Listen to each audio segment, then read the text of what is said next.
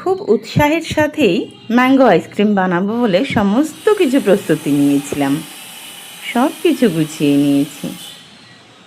তারপরে দেখছি যেমন মিক্সির বড় জার দুটোও খারাপ হয়ে গেছে, ব্লেন্ডার মেশিনটাও খারাপ হয়ে গেছে। আইসক্রিমে যে একটা স্মুদি ব্যাপার থাকে সেইটাই শুধু হয়নি, তাতে টেস্টের কোনো ফারাক পড়েনি, খেতে বেশ ভালো হয়েছিল। রিভিউ তো আমার বাবা দিয়েছে, দারুণ।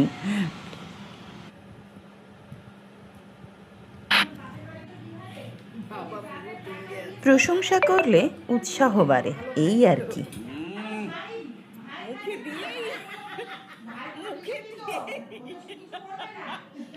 মাঝে মধ্যে একটু প্রশংসা করা আমার মনে হয় ভালো জিনিস, অবশ্যই ভালো কাজের জন্য। খারাপ তো খারাপই হয়। শুধু ব্লেন্ডারটার জন্য সমস্যাটা হয়েছে, যদি ব্লেন্ডারটা ঠিক থাকতো